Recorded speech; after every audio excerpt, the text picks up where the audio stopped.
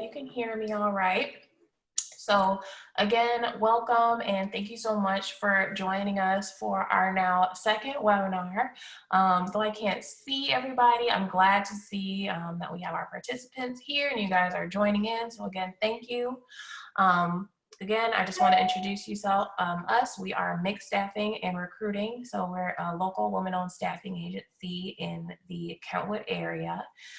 We have Sarah Knuster joining us, and she has really did a lot to put this whole event together. So she originally started a business as she noticed that women and people of color we're not getting as many employment opportunities as they should have access to. So she took it amongst herself to make a change in that.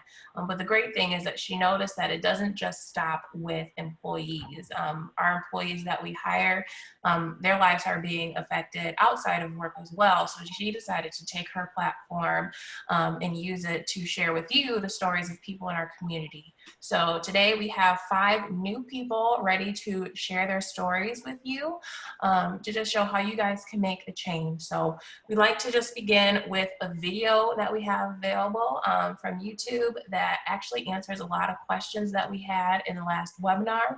So Sarah's going to get that to you, and then afterwards we'll get right into hearing our panelist speakers. Watch and enjoy. Many episodes of uncomfortable conversations with the Black man.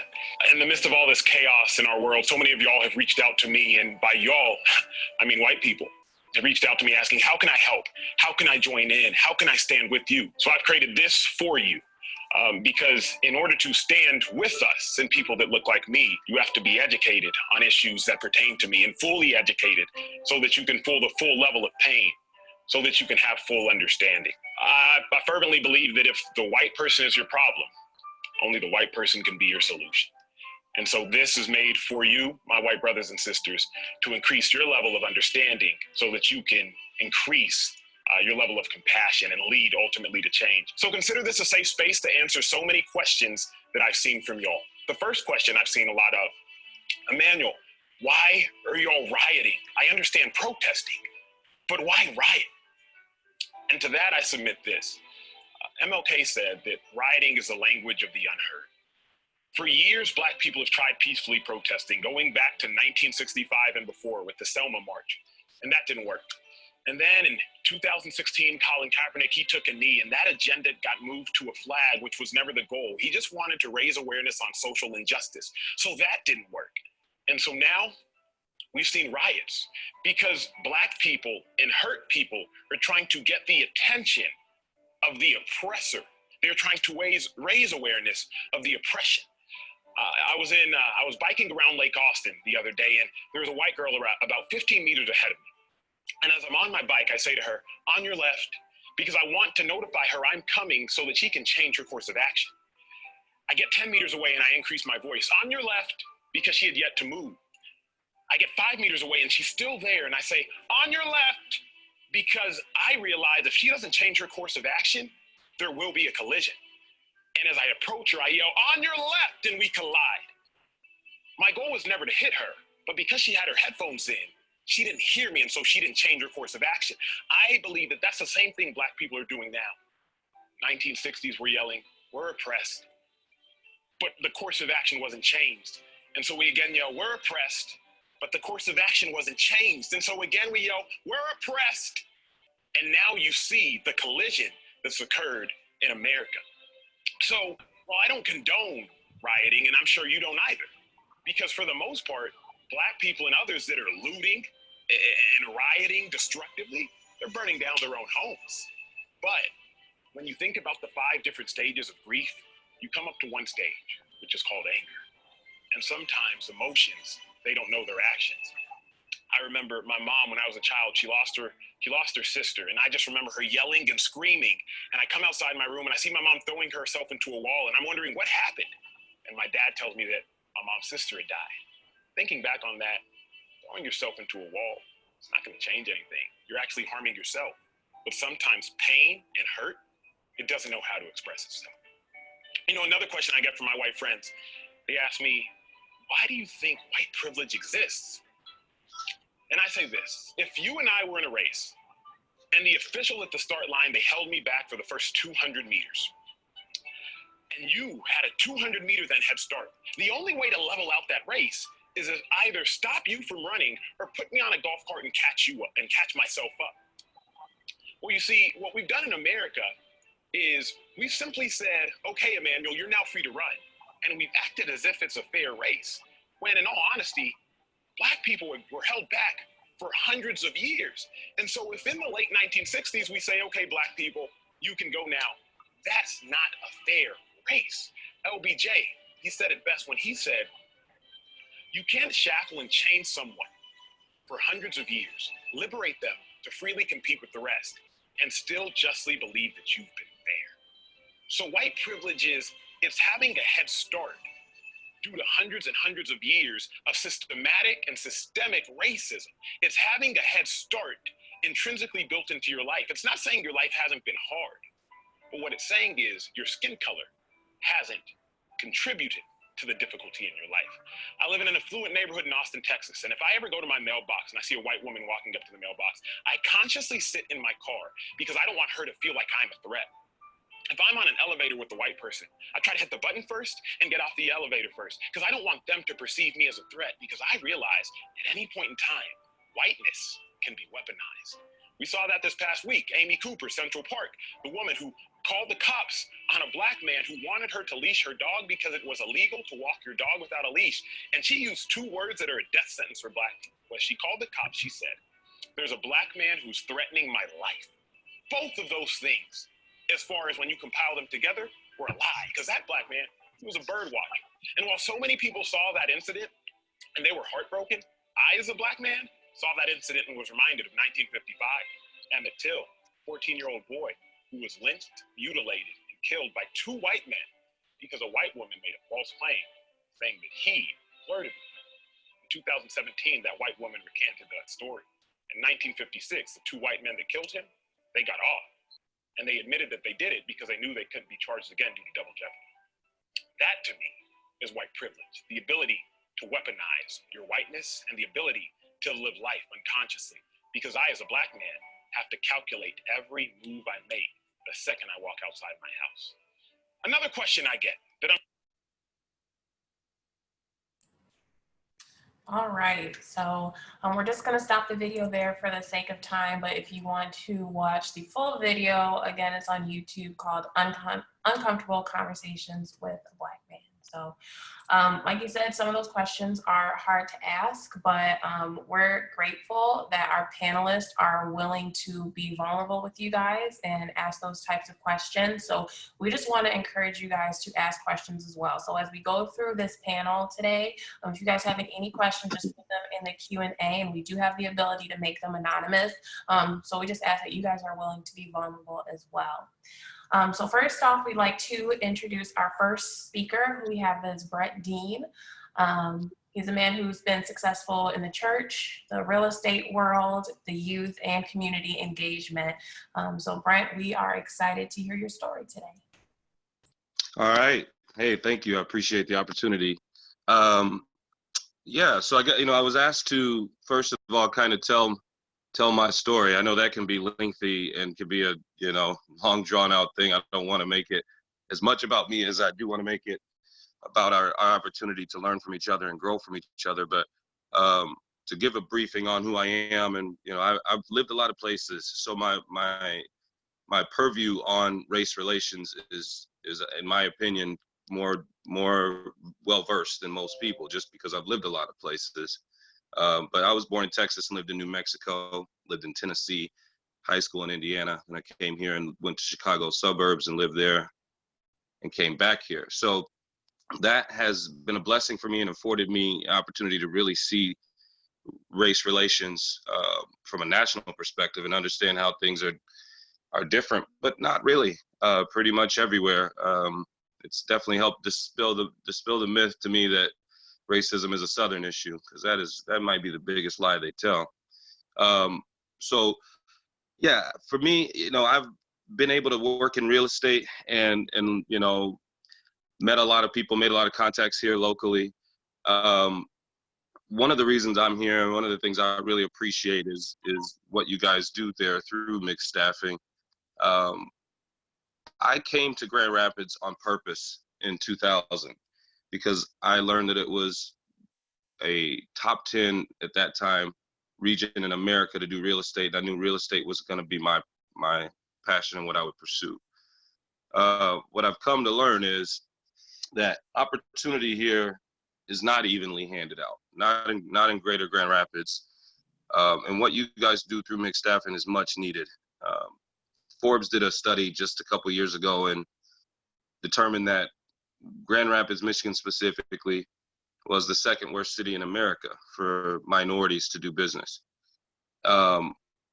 That's troubling, certainly. And, you know, I went to Chicago and it was like, oh, wow, I learned in that space, in that time, in 7 years, I was promoted and almost ran my own division for Chase for their consumer direct lending division. And I because I started to get opportunities based on my merits. And I started to realize what that felt like, and understanding that I don't have that here is a sad thing. So that statistic is a troubling one for me, and one that I appreciate you guys working directly against. And what is even worse societally about that statistic is the one that it's also paired with. Because get this, in the same year, you can tell me that we're the second worst city in America for minorities to do business in, yet they determined us to be the third best city in America to raise children and to raise a family. I can't tell you how disgusting that is to me, that those two things can coexist. Screams issues in our society. If you can marry together both that, well, we're not going to give Black people opportunity, but it's because of that. Now, yeah, this is great for families. That says everything I could possibly say about it without even saying it. But there's, a lot of experiences that you get through that. But to deal specifically with the police brutality side of things, inequities is a big job. It's a really big job. And I think, I'm glad that, while in my opinion, it's a low bar, I'm glad that I am starting to hear from the majority that they are, quote unquote, ready to listen. I've heard that quite a bit recently. I've chosen to, again, take the perspective that that's not a slap in the face, that it's taken till 2020 for you to even hear me. But as opposed to that, decided to say, okay, well, if you're going to listen, I'm going to talk. So the police brutality side of things is a whole nother discussion all in and of itself. I personally, not that I feel it should matter, but I want to make this part clear as I speak on police and my experience with them, is that my record is my full record of any kind of criminal anything as it has to do with police officers is a speeding ticket at, I think, 17 years old. So to this day, that is it. Yet I've actually been searched 8 times by police officers. One time they actually called drug dogs to a scene. And I grew up in a household where my father is a contemporary Christian music artist. Actually, now he dedicates his time to volunteering for the prison systems. He goes into the prisons, and tries to reach the souls of the forgotten and the ignored. So that's what I've grown up in a Christian household and grown up around Christian people and in churches. That's just my experience. And that's just who I am and what I've been about and what I've been taught to be about. Yet, despite all those things, despite knowing that I was never a threat to anybody, I've been harassed, is to put it lightly, by police officers, especially the early part of my life. Because again, I started into real estate when I was 18. I was fortunate enough from a timing standpoint, not that I was incredibly talented or special or better. I don't know, God's blessed me, but my timing was such that interest rates were unbelievable when I started. There was what they called the refi boom in 2001. And I did very well financially. So I drove really nice cars. I had, Lexus with the big wheels. I mean, I'm a young man. I had the money to do it. I sell that one, went bought the Cadillac with the big wheels. And they just messed with me on a consistent. I mean, I pretty much always knew it was guaranteed I was going to get pulled over, all the time. Like I said, searched is 8 times. We're not even talking about pulled over. I don't know. I can't count that number. So just knowing that those dynamics, the dynamics they create mentally for Black people are very dangerous. It's a common thing or a known thing society where people always say, hey, Black people don't snitch, and we don't. And some might think it's culturally like, oh yeah, that's us because we're cool and we don't, we got this. No, the truth is we don't, and it's sad, and it's dangerous, and it should be embarrassing. Why it should be embarrassing to police specifically? Why we don't? That's because we don't find protection in them. That's not what we view when we think of police officers. I'm speaking generally here. I'm sure there's some people who may have a different experience than this, but generally speaking, we don't find comfort. We don't find protection. We don't find a resting place, a place where we can lean on and say, oh yeah, they'll take care of me. When I hear police, I'm not calling the police on somebody else because I've dealt with them enough to know that could turn into me going to jail. And those are the things that we have to deal with on a daily and really affect our day-to-day lives that, make things difficult.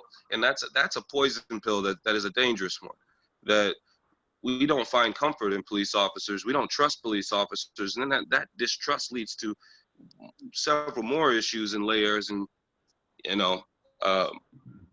so those are the types of things that we need society to recognize, and we got to be deliberate about trying to fix, because if not, as we're seeing already, it just creates compound issues.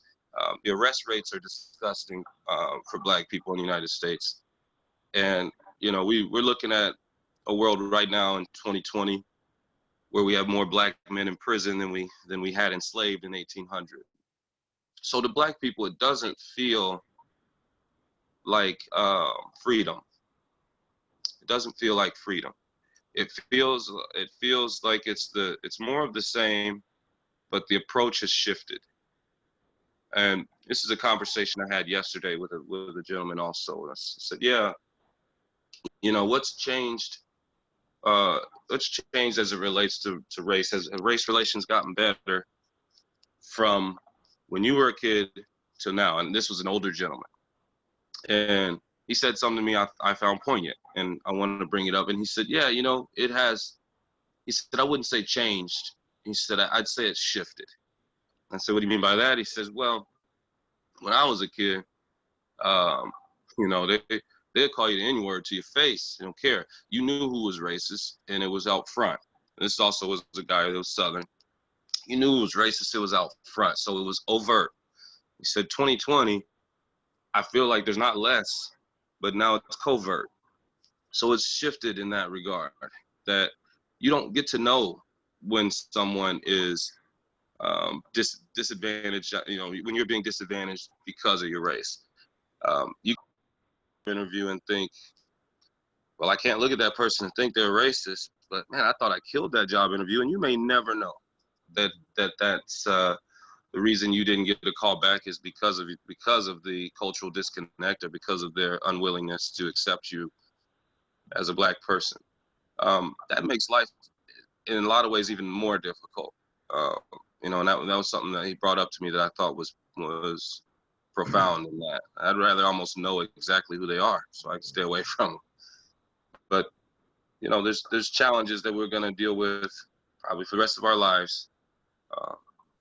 But I'd love the fact that people are willing to listen now and talk more about it. So I look forward to more to the Q&A. Yeah, thank you, Brent. I was trying to type things that I thought was really great to pinpoint on, but again, I agree. I appreciate you hitting on, I've heard a lot of the notions that like once you become successful, it will subside. And you shared your stories of how you can still face those same sense of discrimination. So thank you for your willingness to share. Next up, we would like to introduce Curtis Hamilton. So we've had quite a few success stories from mixed staffing, the people that we work with, and Curtis is definitely in the top. So I just want to give him the mic to share some of his stories. So take it away. Well, thank you for letting me share my story. My name is Curtis Hamilton. I'm a biracial male. I'm mixed black and white. My mother is white and my father is black. At a young age, my mother got in trouble and I got adopted by a black family. Let me go back to say this. My mother's white. I was born in '76. My mom's 62 right now. And by her messing with black men, she got ousted from her family, you know? So my mom was, it was weird because I see racism on both ends. Like, look, my skin color is real light, you know? I get accepted by blacks more than whites, you know? It's like when I open my mouth, I run away white people. They will not deal with, I don't know what it is, you know? But black people, they seem to take me with no open arms. And I don't know what that is. I don't understand it. But I was adopted at 12. My mother got in trouble. I got adopted at 12. I moved in with a black family. So now I'm trying to deal with, like, I'm so bright, almost look white with a black family. It was very uncomfortable because I'm used to my mom. She's white, you know what I mean? And me going with black people, it was fine. You know, I had no thing because I was raised around black people my whole life. It was just weird because I know I didn't fit. So they took me from, I got adopted. I used to live, I'm from Grand Rapids, been here all my life. I was in the southeast side of Grand Rapids until 12. They took me from there and I was adopted by a black family on the suburb side of town. It got interesting because now here I am, a white guy, a white little kid, pretty eyes, curly hair. When I speak, the language ain't white, you know what I'm saying? So I'm not getting accepted out here. So I ran back to what I knew, and that was back in town. I wound up going to prison at the age of 18. I wound up spending 6 years in prison from 18 to 24. So in prison, it was the same thing. Blacks accepted me, whites, I didn't fit. You know what I'm saying? It's like, I look white, but I was never accepted. So I get out of prison in 2000. I did 6 years. I get out in 2000. And they're like, I maxed out of prison, which I did. I did my whole bit. I went with a 3 to 6 and did a whole 6 years. They dropped me off on the corner of Diamond and Fulton with a check, no ID. The best thing, I got my GED in prison. Well, that was the only thing that I got my GED. I got out in the streets. They just dropped me off. My family left me, the adoptive family, no communication for the whole 6 years of prison, none. So I was raised in prison, just me, you know. Yeah, it was tough. So I get back in the world, and I'm just out here trying to put in applications, no home, putting in applications, not getting nothing. Sorry. Yeah. So I just went back to what I knew was getting some money. That's all I was trying to do was get some money. I wasn't getting no employment. Got back in trouble. What normally happens, you get in trouble, go back to prison. Did it all over again. So this time, I was locked up. I'm 38 years old. Just nothing. Sarah, I met Sarah. She came in. She's like, how can I help you? I was like, I need a job. She was like, what kind of experience you have? I've never had none. 38-year-old male, no experience at nothing. She gave me a chance. It's tough. She gave me a chance, and I've been doing great. But I still backs against the wall.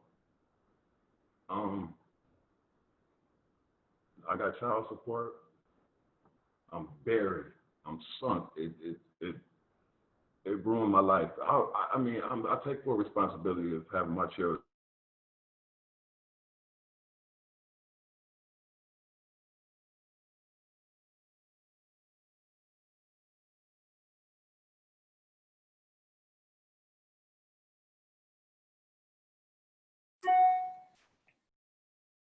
Hey, Curtis, we lost your microphone there. That shit is ruining my life. I can't even get housing because you have to have 3 times the amount of money. You have to make 3 times the amount of money in order to move into these homes. I don't even make one part of to move into homes. I have to live with people. That's fine and dandy. I'm doing what I have to do, but it's real rough. Races is real. Like, I'm mixed black and white. And like I say, I don't have no white friends. I got kids by all black women. I've been dealt with black women my whole life. And it's like, I'm lost. Like, I really don't know. But I know one thing, everybody's talking about change, defund the police department, do this and that. When I look at the government, I look at gangbanging. You got Democrats and Republicans, you got left, right wing. They got to come as one. You know, we've been up under these 100-year rules or whatever we've been up under. We've been up under this shit for a long time. Everybody. Blacks are getting killed. That guy said he called out for his mother. She was dead. Come on, man. What more does it have to take to see that police brutality is terrible? It's horrible. It don't start there. It starts.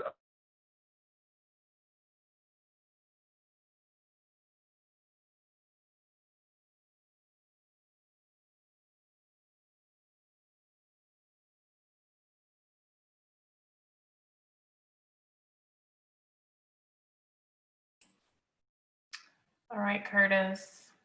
I think we may have lost connection, so I hope you can hear me. But I really appreciate you sharing your story here and really hitting on 2 things. One, just identity crisis and being a biracial man and, you know, seeing things from both sides. And then also just wanting to see people come together as one. So I thank you for just being so vulnerable. So next up, we have Myrick, who's going to speak with us. So along with being a Marine Corps veteran, he holds the title of executive producer, talk show host, and motivational speaker. So I'm sure, again, you guys are here to hear something special. So gotcha. All right, good morning, guys. It's a pleasure to be here with you guys. A lot of you may know my story from watching my talk show, but for me, it's a little bit different. Growing up in Louisiana, I dealt with racism on a very extreme level. And the problem that I created for myself was because I had seen so much racism and dealt with so much racism. When I moved to Grand Rapids, I was almost numb to racism or blind to racism. So a lot of times when people would come on my show, they would talk about systemic racism, you know, how they couldn't get jobs or how they couldn't come up or how they couldn't make it. And I would always feel like, you know, well, look at yourself. Maybe it's you. Maybe you got to change your mindset. You know, let's start looking within ourselves and see what can we change about ourselves to fit the situation to make ourselves better. And I just wasn't really understanding because, you know, growing up, I was called a nigger. I was spit on at work. I had white guys would fight me. And I worked on an oil rig. I worked offshore from 21 years old to probably when I was, I don't know, maybe 33. I worked on an oil rig. I was hundreds of miles away from any land. I was surrounded by water and white guys, you know. So I grew up basically on an oil rig. I worked 28 days and I had 14 days off. And there was no HR out there, you know. Everybody in the rig either from Mississippi, Alabama, or Louisiana. And they had that redneck mentality. And they had the tobacco in their jaw. They had the mullet haircut, you know. They had the typical bib overalls, you know. And for many years, every time I saw a guy who looked like that, it just brought chills to me because of the shit that was done to me as a 21-year-old man. And it was like nobody would protect me. So after enduring severe racism on the job, you know, when somebody spit on you at work, you know, I was called so many things. I would answer to anything because I was called so many damn names. I would answer whatever somebody called me. I would just answer. You know, they could whistle. I would turn around and answer, you know. And they could say, hey, you know, I would turn around and answer. You know, and that's sad when my mind was so fucked up because of people, right? I allowed people to change my mindset about how worthy I was and how valuable I was. So after going through all of those things all my life, I get to Grand Rapids here because I own two businesses. I own a risk management consulting firm, and then I own 10 Media TV. So the risk management consulting firm brought me to Michigan because we got a major contract through one of Michigan's largest employers, and which brought me to Grand Rapids. 6-month contract, started in 2015, and we've not stopped since. So that kind of speaks for itself. So when I moved here, I come here as a financially free, wealthy Black man. And it was so easy to turn a blind eye to the realization of racism, because when I come home to my penthouse and get in the building, nobody can come in here. When I get on my elevator, nobody can get on it without a key card. When I put my fingerprint in to get inside my house, nobody can get in but me. When I close my blinds, the world is blind to me. And for so long, I lived that life where I would Rooster Chris, lumber baron every night, eating out every night, you know. And I would see racist looks in different restaurants, you know, such as the lumber baron. And my passive aggressive way to combat that was I'll just buy the entire bar. Oh, you think I'm whatever you think I am? Okay, how about this? I'll buy all y'all damn food, or I'll buy all y'all food for you guys. And that was my way of just pacifying the real racism, you know. And it wasn't until this whole thing just exploded till I stopped to think about it. Why are people so mad? Why are people so passionate about what's going on? And I just stopped and thought about it myself. You know, I serve on 2 boards downtown Grand Rapids on DGRI. And I'm like, you know, because I'm who I am doing what I do, how blind am I allowing myself to be to the pain that other people are feeling? I've had people come on my show talking about the pain and the hurt and the racism and being held back. And for so long, I couldn't understand how you would let the pain and racism hold you back when that pain pushed me to be where I am today, you know. But honestly, it's real, you know, it's very real. And I was so angry at myself because I had the opportunity and the luxury to hide behind my success and my wealth and not see what other Black people were going through, such as Curtis, you know. It was painful to me to realize that somebody like Curtis, before this protest, I would have told him, come on, bro, motivate yourself. The white man can't hold you back. You got this. It's all your mindset. Change your mindset. Don't think about what the white man does, what the white man says. It's all about you. But now I can identify that I get a pass because I live a certain place. I dress a certain way. I drive a certain car. I eat at certain places. I spend a certain way. I get a pass, you know? And it's almost like for me, I live under white privilege sometimes because of who I am and how I've set my life up. And I just look back like, wow, you know, how ineffective have I been to my other brothers and sisters that have been going through this thing? And, you know, it was like a real realization for me, you know, to realize that I serve on these boards, I do all these things, I have my circle of influences, you know. At any point, the city manager of Mayor could just stop by my office. I'm right downtown here. I get pop-up visits from all kind of constituents, you know. And I'm telling people, listen, I'm not from Grand Rapids, and I've done all these things. I've started a business here. I started a television network here. I'm serving on boards here. I'm not from here. You can do it. You live here. You should be doing these things. But the truth of the matter is, somebody told me, the reason why you've been so successful in Grand Rapids, because nobody ever told you no. One guy said, all my life, people told me, no, you can't do this. You can't be this. You can't go here. You can't do that. And so a lot of people here are stuck in that typical Grand Rapids no. And they have not learned that it's always a yes. Because so many people from their parents, from everybody, from their employers, apartment complexes, have told them no, no, no. And when you've been told no so much, you become downtrodden. You know, you become mentally defeated. And I never had anybody tell me no. So that's almost like Brent was saying, I started the race, even though I'm not from Grand Rapids, I came into the race 10 paces ahead of most Black people in Grand Rapids because nobody had ever told me no. I had a clear vision of what I wanted. I had dealt with so much extreme racism in my past. So whatever systemic racism what has been tried on me, I've defeated it because I can afford to do so, and my mindset affords me to do so. So no matter what's been tried on me here, it hasn't succeeded. You know, I get a lot of money from big corporate companies, and a lot of people thought I was going to sell out, you know, because I get big money from big corporations to promote and to produce things or to air TV shows. But there's no sellout here because I know who I'm doing it for and why I'm doing it. You know, so I mean, I just want to tell the brothers and sisters that are being oppressed, you know, by the system or by people. I now feel your pain. I've not gone through it here because to me, racism in Grand Rapids is so subtle. It's in bank loans. It's in housing. You know what I'm saying? It's in getting apartments. You know, it's in so many different things. It's in getting jobs. And I'm used to the blatant racism in your face, call you a nigga, keep on walking.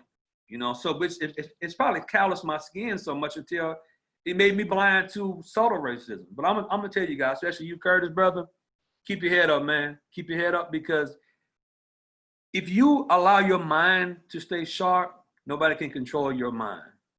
And I know it's out there. I want to say I'm sorry for my willingness to not acknowledge it. And I see my people are hurting out here. And now my whole goal is to give back and help people, to help them be what they want to be any way that I can. So I love each and every one of you guys. I feel your pain and I understand your pain. I'm here to help. Thank you. Mm-hmm.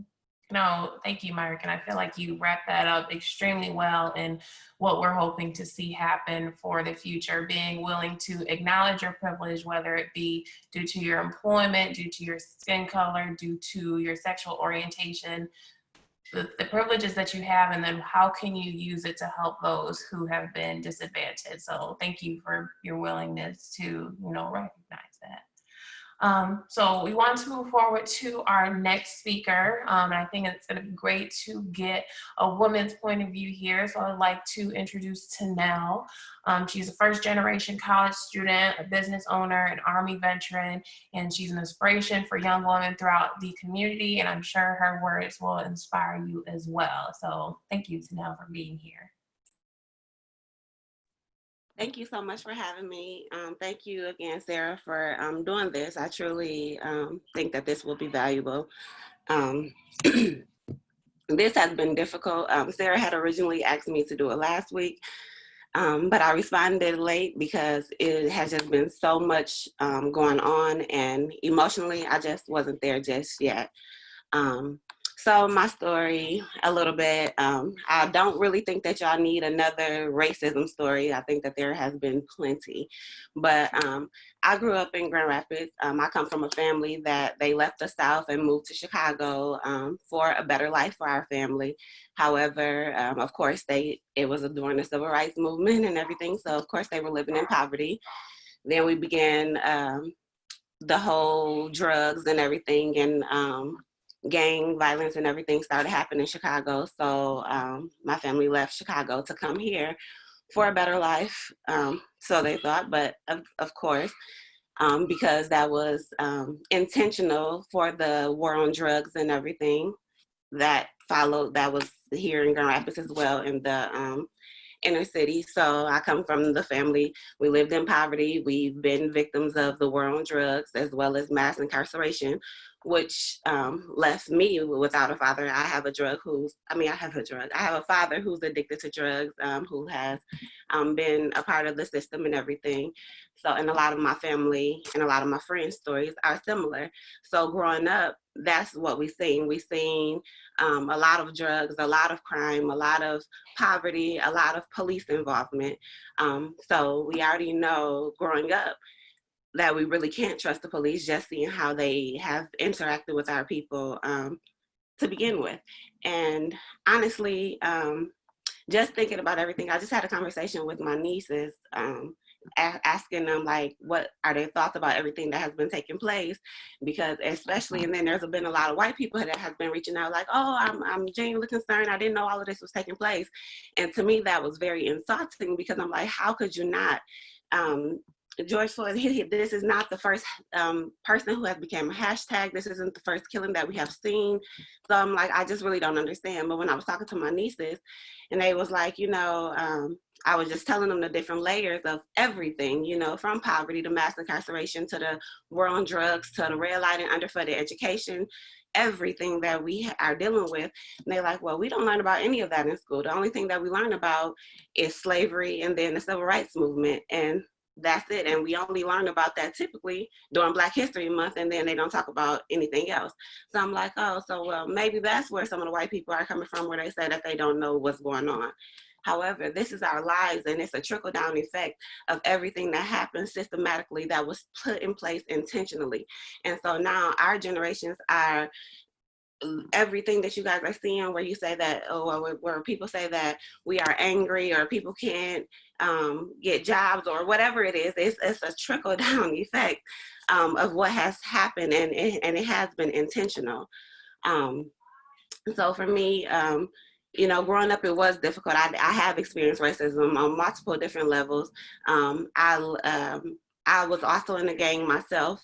Growing up, I used to fight a lot. I was angry, I'm dealing with not having a father. A lot of my family turned to the streets and everything because there were no opportunities. And still to this day, now that I'm in the current space that I'm in, looking at everything, like I live in a third ward, it still has not been invested in properly. Like there still are not opportunities. So people turn to these different things because they have no opportunities. And just like Curtis was saying, they get labeled as felons, and then that is so many layers. It's just like you cannot climb out of it. After high school, I joined the military to pay for college. Being a female in the military alone has its own layer of things, because a lot of them feel like that's a place for men. But being a Black female on top of it was another layer of things. From my sergeants and everything telling me that I look like, or I'm walking or talking like I wish that I was back on the block. Or anytime a group of Black soldiers get together and they coming up to me, because I became a sergeant myself, so as a leader, people coming up to me as soon as they see a group of Black soldiers together, is anything wrong? No. What makes you say that? Well, you guys were congregating together. Well, you typically go by who you feel the most comfortable with. And so why is that a problem that we are all together? And that happens not just in the military, that has happened in the workspace and everything. In my current workplace now, when I'm in the office, if a group of us see each other in the hallway, we'll stop and talk for a second, and they're like, oh, we gotta hurry up and disperse, because we don't want anybody to think that we're plotting on anything, because that is what we are, that's what we have to deal with, and that's not okay. Yeah, or even just white people coming up to me, white soldiers coming up to me, trying to talk to me in slang, like don't do that. And then I went to Western, which is the PWI, predominantly white institution. So being the only one in the classroom, anytime a Black issue come up, or a Black statistic, the whole class, including the professor, look at you for the Black perspective. Like we are always singled out about different things, and it's just like, so we have to learn to code switch. And I think that a lot of things that are happening today is because we are told to code switch. We always have to we have to wear so many different faces when we're dealing with different people because of the different perceptions that everybody has against us. But I do feel like that's why, like in this situation, I had made a status because after the whole George Floyd situation took place, like even still now, none of my direct leadership has said anything to me at all. Like our VPs and our CEO have put out statements and everything, but my direct leadership team or even my coworkers haven't said anything directly. And like besides, hey, I see the weather was nice, because a lot of them are in different parts of the state, but that's all they say. And it's just like, because we have to wear so many faces like that, we come to work with a smile on our face, everybody think that we're okay, and it is not. So don't do that. If you genuinely care, check on your Black and brown friends, because we are not okay, like at all. and we would truly like to not have to code switch. However, because of the history of everything that has taken place, it's like once you make it to a certain level, it's like you are almost like living in fear that if I do express my feelings or tell how I truly feel, like if I step too far to the left or right, everything could be taken away from you at any given point, just from you expressing yourself and showing who you truly are. And we know what having everything, like, it's a fight to get to where we are. So to have everything taken away just from being yourself and truly expressing who you are, like, that is not something that we should have to deal with. Like the video at the beginning when he was talking about we have been shackled and chained for years, like having to feel like you are a threat, having to explain to your kids how to interact or respond to the police. The people who, as kids, they look up to, like, oh my gosh, I want to be a police officer. I want to, and we have to, basically instill in them, like, you have to respond this way. Don't move this way. Don't do that. Like, they're supposed to be here to protect us. Like, what's going on? And then I'm not sure how much time I got left. So I did want to leave a few things that I do think that you guys are, we were asked to provide some things that in ways that you can help. Speak up, like check on your friends, in your organizations. If your board and your executive staff do not reflect what you are saying that you are supporting in the community, make a change. If everybody's over the age of 45 and there's no diversity, no millennials or anything, like, y'all have to change that. And the diversity cannot just be a gay white man on these boards. That happens a lot. Not anything against any, the LGBT. Like, it just has to be more diversity than that. Give dollars to those in the community who are already doing the work. We don't need no more programs that are created just for a box to be checked. Like, that happens so often. Like, okay, well, we're going to bring in this team to develop this program, and we can't keep doing that. For police reform, I definitely think that we should defund the police. They do not prevent crime at all. They come after a crime was already committed. The only reason why we have so much crime, if there was more opportunities, people wouldn't commit so many crimes. Their police, their public union contract negotiations need to be public. Excessive force claims need to be paid from the police pensions. We need to get rid of qualified immunity. It's so many. Thank you. Sorry to cut in, but I just want to make sure that we leave enough time for Javon. So yeah, thank you so much for giving that feedback and hitting on code switching, and want to make sure that Black people in the community feel confident being themselves. So thank you for that. Thank you. Yeah, lastly, we just want to bring in Javon, who will be speaking with us. He is a Dominican University graduate and also serves as the area manager at Amazon.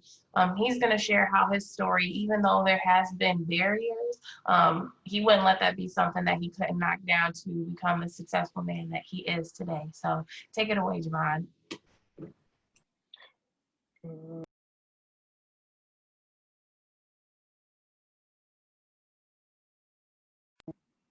How y'all doing this morning? I'm Jovan. Nice. I have a pleasure talking with y'all this morning, but it's gonna be pretty short for me because I'm obviously at work right now, but I don't got that much time. So I was born in Grand Rapids, Michigan, in ghetto America. As of right now, we call it the other side of America. I had a lot of obstacles I had to overcome. First one was poverty, just not having a lot, and also being born to both parents being on, drugs, one on crack and the other one on heroin. So I was in the foster home as a young age, between like the ages of maybe like 2 to like 5, as I remember. Then I was adopted by my aunt, and she brought me up a lot of my upbringing and showed me a lot of ways, and she was a strong Black woman.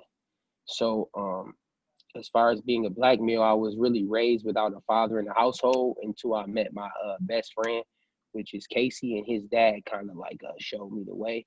And I just want everyone to reflect on this. This is a man from Southern Illinois, the whitest man as possible.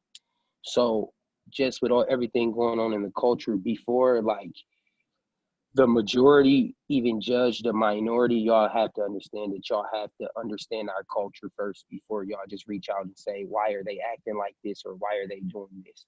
We do a lot of stuff because we get tired, especially the Black man.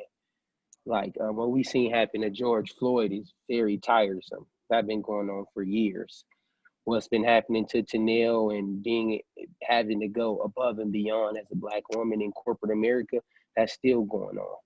So, and with everything going on today, first of all, I want to challenge the African American people. We have to get out and vote locally. The presidential elections doesn't really matter to us at this point. We have to vote locally. We have to understand who our police chiefs are, who our judges are, who our prosecutors are. And back to this, what is our police, union policy? Have we ever read that, Are there policing that's going on in the community? Are they from our community? Because that's the number one aspect that we're getting in America. You have white America policing black communities. You have majority of these white men talking to African American young kids for the first time in their life. So they don't understand the body language, not only the body language, but also what's going on and the reason behind someone is doing something in America. But if you are a Caucasian person, white person, and you're not part of the minority group, I do challenge you also to start calling out your peers. If you know that your peers are doing something wrong, not only in corporate America, but in the world, if they're judging a person firsthand, let them know, call them out, because it starts with you. The further you let it go is what happened to George Floyd is what's going to happen to Javon or Tanel or anyone or Mike Harris on here. And I go saying this is why I don't believe that his wife didn't know he wasn't a racist. I believe she just didn't stop it. So that's my point. If you call someone out early, maybe they'll change. If they don't, we as African Americans, though, we still have to go above and beyond, but not just in social. We got to do it most likely in education. I changed my life through education. So the only way that I walk and work every day, and I know that people are racist in the world, the only way I know that I can overcome is just being educated, just understanding that I'm better than the next person, no matter what they say, because they don't know me. No, I shouldn't have to think like that, but I also should understand that that's just how I got to take advantage of our situations as African Americans. We can't leave anything on the table. That's all I'm saying. We have to, cross our T's and dot our I's to ensure that we're taking advantage of every situation that we go through. And just ensure that we're always, not turning a blind eye to what we see out going on in the community. So, ensure that we hold everyone accountable, especially for their role in policing. I mean, the Grand Rapids police has been horrible my whole life. I grew up on the southeast side of Grand Rapids, y'all. It's just bad, you know what I mean? Not saying that it's bad everywhere in America, and I can only imagine living in, major cities like Chicago, LA. So we really need to get out and vote locally, because, there are laws being passed that does not benefit the minority race. Like, why are we allowing laws to be passed where a police can just search someone from standing in front of the corner store? You know why? Because most African Americans stand in front of corner stores. It's not that it's a law that needs to be passed. It's just a law that we voted for in the last election that we don't know about. It's just that needed to be passed because it doesn't benefit us. So my whole message is just to get out and ensure that everyone votes for their local judge, their local police chief, their local prosecutor, who's running the school board. And we got to make sure that we vote for the school board directors to ensure they're really holding, the people responsible for our youth education up to their standards. Because if not, we're going to keep getting what we're getting. We're going to get the same results. And we cannot keep getting the same results. And just for all the black people, and just for all the white people out there, I just want to let you know the reason why African Americans are acting out how they act out right now, because we tired, enough is enough. And hopefully this stance has changed America.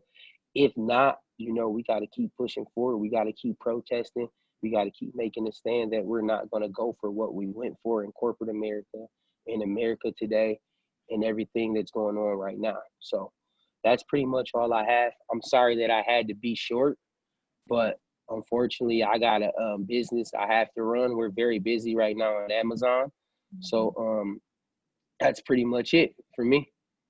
Yeah, no, thank you so much, Javon, for speaking. I'm glad that it's busy, especially in this time right now where we're just facing a lot of layoffs. So that's awesome. But I just appreciate you, sharing your story and just encouraging everybody to, do their research and learn more and just be more active and involved in their communities to make change.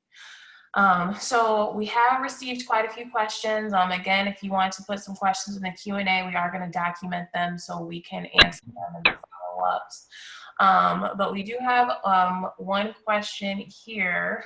It was from an anonymous attendee, and they asked if Brent actually could speak on could you talk more about the difference between All Lives Matter and Black Lives Matter, and why people are speaking on that? Yeah, absolutely. Obviously, that's a hot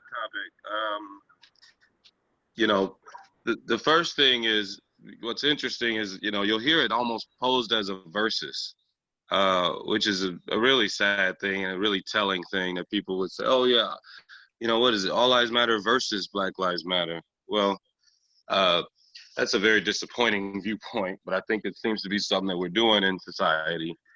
Both of the statements are true, first of all.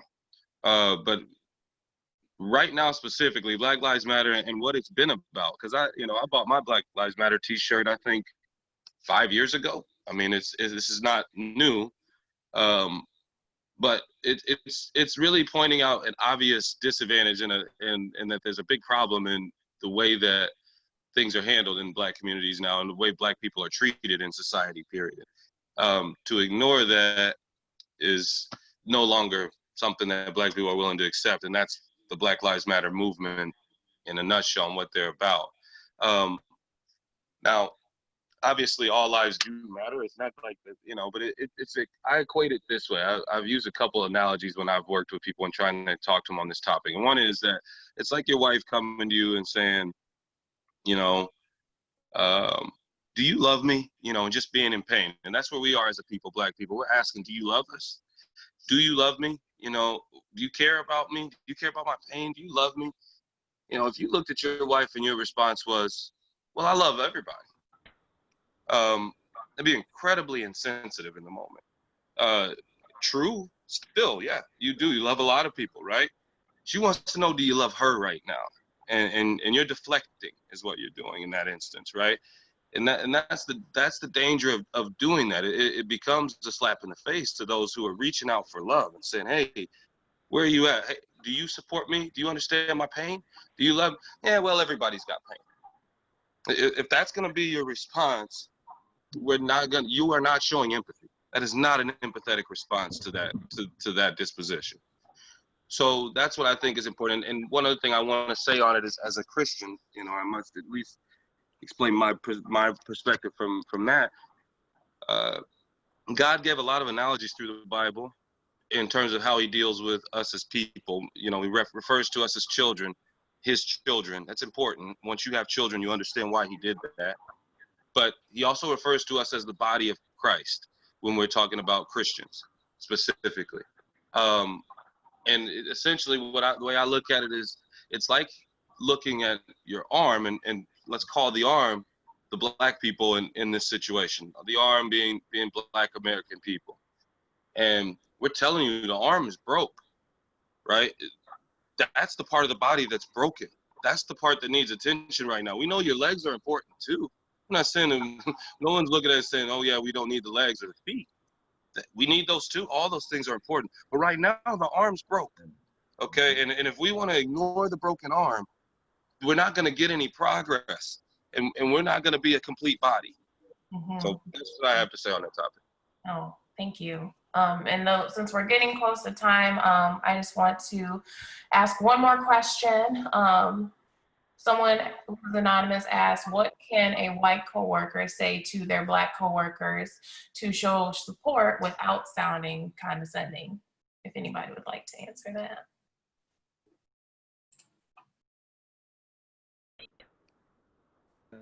I can jump on that one briefly.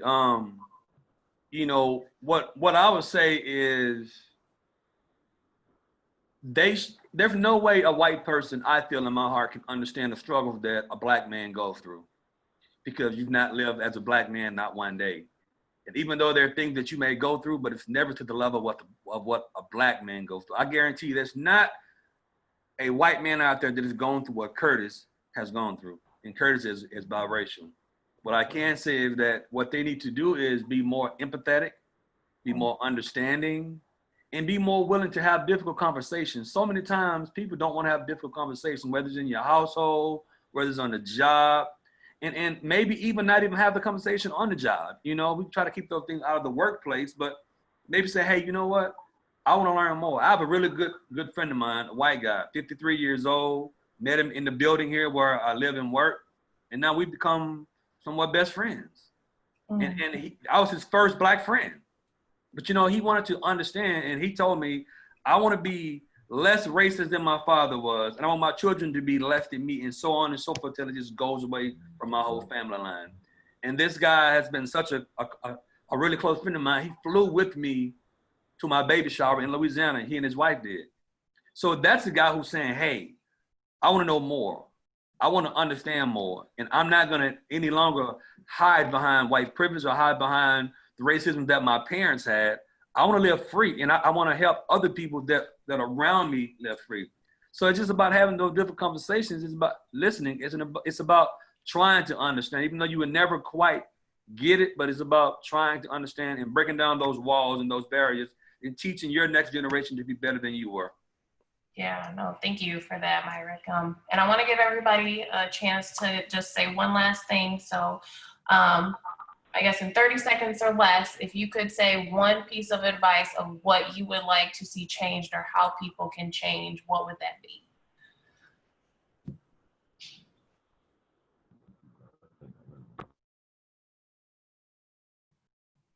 Well, I'll start. And I think it's important that I hear a lot and I appreciate a lot that white America is saying, what can we do, right? And that's what you're asking us to address. Well, for me, I think that what it all comes down to is still a social disconnect, an unawareness. And empathy is a difficult thing because unless you can't empathize with that which you do not understand. You can make as much attempt at that as you can, you never will.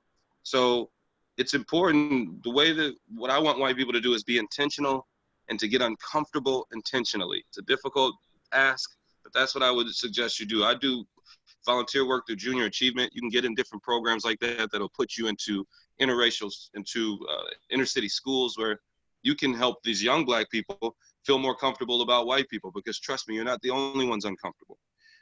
That's a two-way street. And if we can together find ways to spend more time and learn each other's culture, that's the way we're going to change the fabric. Thank you.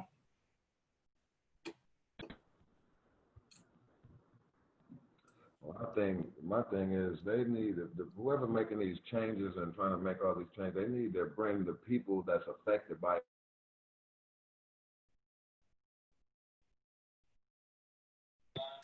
All right, I gotta hop off, guys, but I'll briefly give something right here. So I just want to say this. This goes back to the protest and the police officers kneeling and things like that.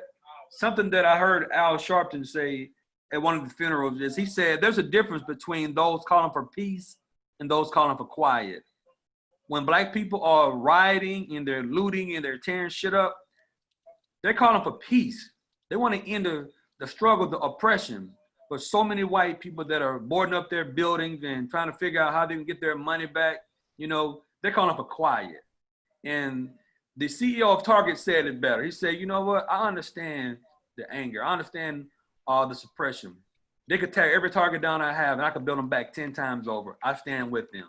So that showed you right there. The solidarity that Grand Rapids had Sunday morning was not the same solidarity that we needed. You know, we need solidarity when we coming together as a people, you know, and understanding that Black Lives Matter, and understanding that the shit is real and racism is real.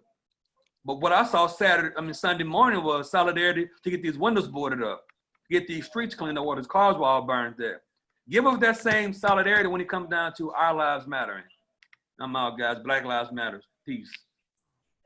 Thank you, Myrick. And just sorry, Curtis, that you cut out, but it just sounds like he'd like to see him, like, if you're going to make changes in, the community, make sure that the people who are represented on your board are also represented, like in the community, are represented on your boards to help make those changes. Tanel, if you want to hit on something real quick, and then we can wrap up since we're a little bit over time, but. I just want to piggyback on Curtis. In your hiring practices and everything, make sure that your board, your executive staff is looking like it. There's plenty of Black organizations and Black businesses that you guys are able to support that is actually doing the work for the community. They know the needs of their community, so support them, please. And just saying that you stand with the Black people, that really isn't, what do you stand for? Like, to really denounce racism and want to dismantle this whole system, that speaks more volumes than I just stand in solidarity with Black people because we don't know what it is that you are standing in solidarity with. It's so many layers to this. Everybody always asks why we don't have a Black agenda whenever we come together. Y'all, this is deep. Like, it's so many layers to this. I appreciate this, Sarah. This is a great start of conversation. Thank you so much. Yeah, no, and thank you guys. And we're just going to close out. We'll make sure that everyone who attended, that we have your email address, that we send you out resources of homework that you can do. Here's some videos that you can watch. Here are some words that you can look up just so you can feel like you're more involved. And then again, we'll give you a sneak peek of everybody who's going to be here next week. So again, thank you to our speakers for just feeling willing to be honest and sharing. And thank you, Sarah, for using your platform. And we're excited to have a conversation again next week. So thanks for being here. Thank you, everybody, for being here and also being a part of the table, and all of the people who have listened in on Facebook and also on Zoom. And then we're gonna, again, next week we'll have the speakers that are gonna be talking, and then our goal is to really start beginning a platform to come together, not just in a one-time, once-a-week Zoom conversation, but that we can all sit at the same table together and talk about changes that can be had. So again, thank you guys. Brent, Curtis, Tanel, Courtney, Javon, and Marika, really appreciate your guys' time and your heartfelt energy and opinions. So we're here with you, and we want to do what we can. Everybody who's listening in, I think, would agree. And then lastly, anybody who asked a question that we didn't get to, we'll definitely answer those in the email. And then on our website, we're going to have resources listed there too. So thanks, you guys. Thank you.